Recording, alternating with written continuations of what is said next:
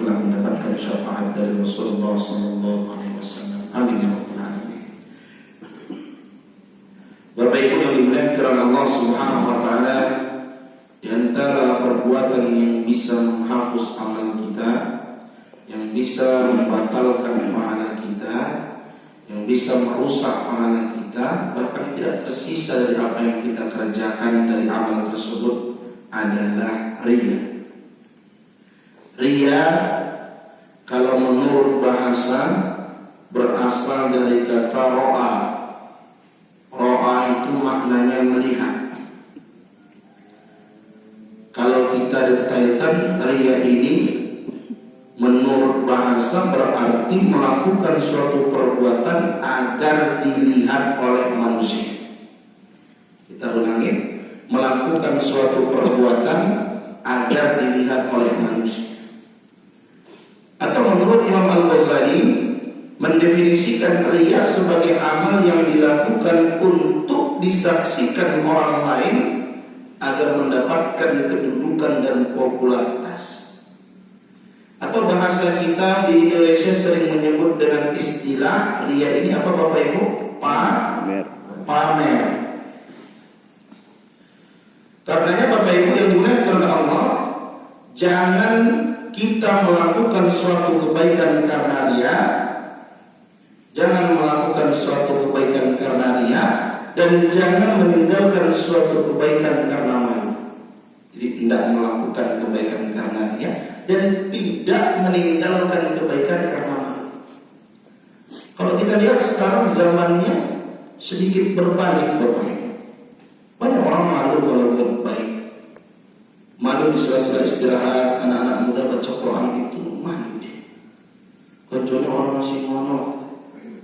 Tapi kadang-kadang kita lihat mohon maaf berbangga-bangga ketika berbuat dosa. Merasa bangga, senang, bahagia bahkan suatu capaian prestasi ketika berbuat maksiat. Nauzubillah min dzalik. Karena ini dalam Al-Quran surah Al-Baqarah ayat 264 Allah secara detail berkata, "Ya ayyuhalladzina amanu la tubtilu shadaqatikum bil manni wal adha." Wahai orang-orang yang beriman, jangan kamu merusak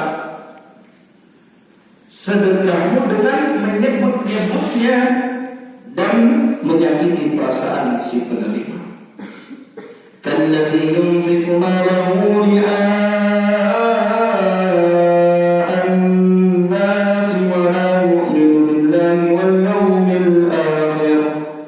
Kata Allah, seperti orang yang menginfakkan hartanya karena riya, karena pamer kepada manusia dan dia tidak beriman kepada Allah dan hari akhir.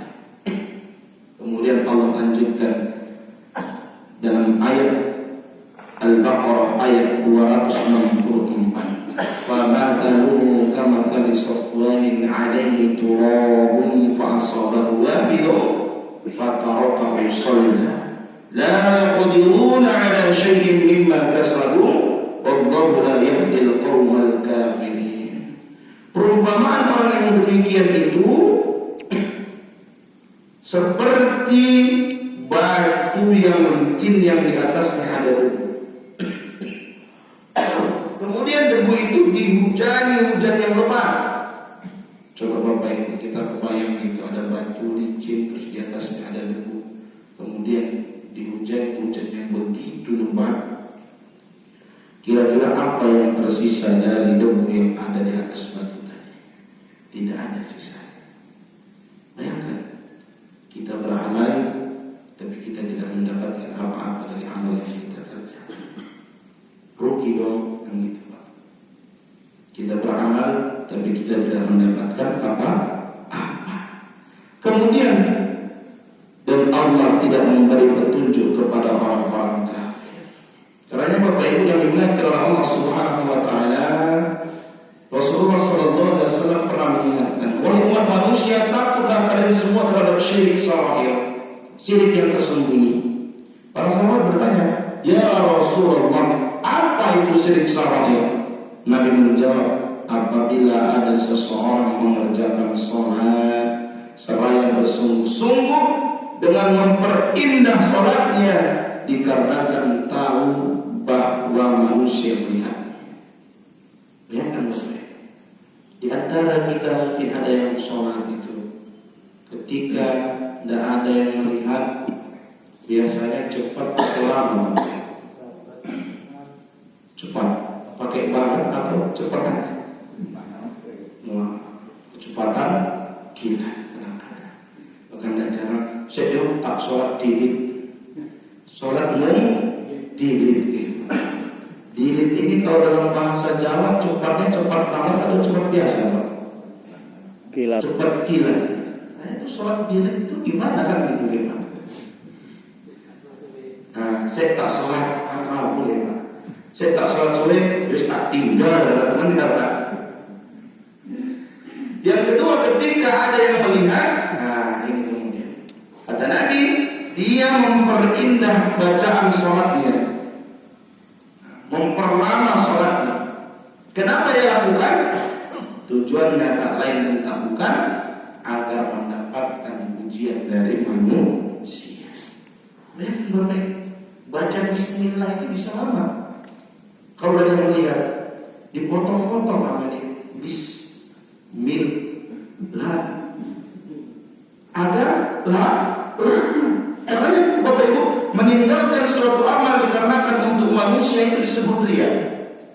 Kita ulangi, meninggalkan suatu amal ya Bapak Ibu dikarenakan untuk manusia itu disebut riya. Jadi selama ini melakukan amal itu karena manusia, Bapak.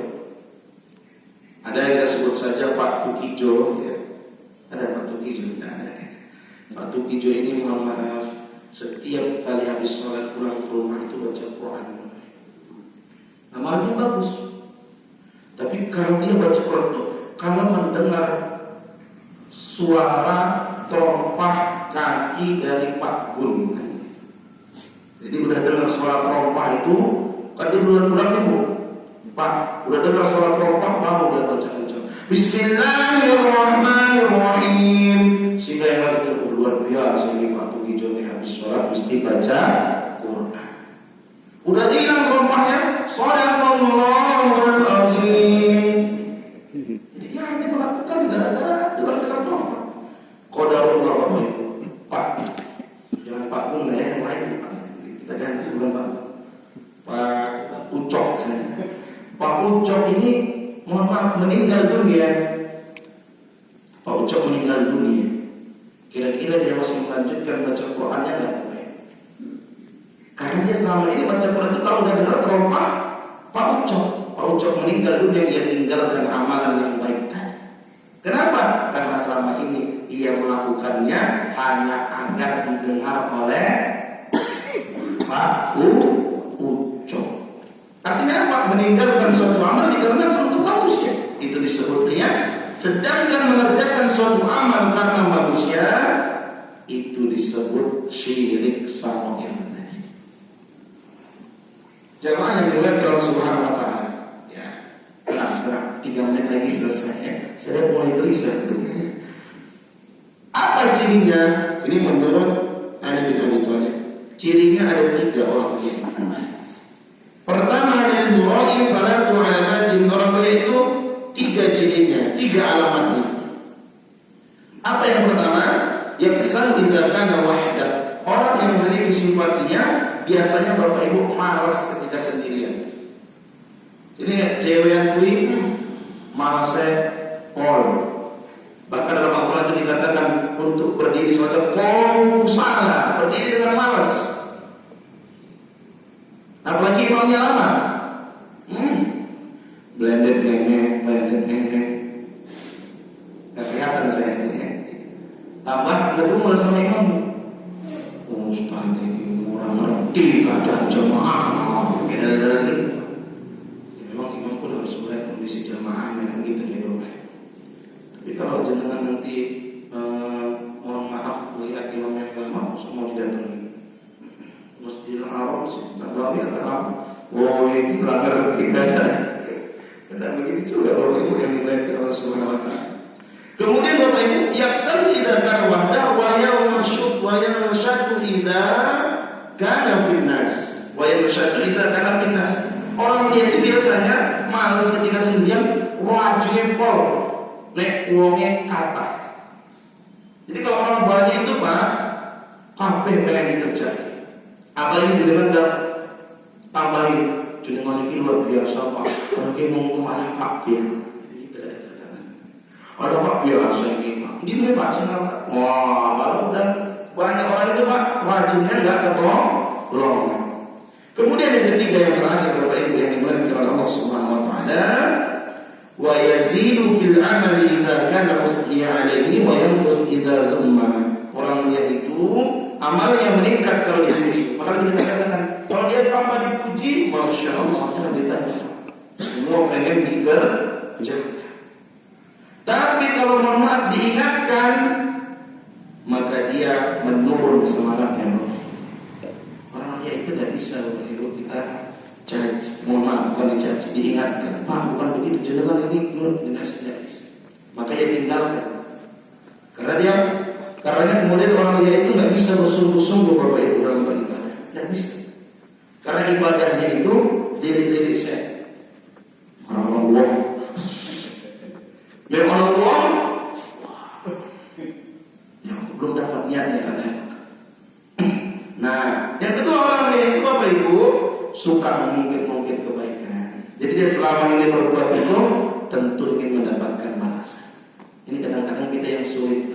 Kita kadang-kadang bantu orang itu harapannya saya soleh aku ini mesti dibalas. Gitu. Artinya niat kita itu bukan karena Allah. Kalau niat kita bantu orang karena Allah, ya udah selesai sampai situ deh Pak.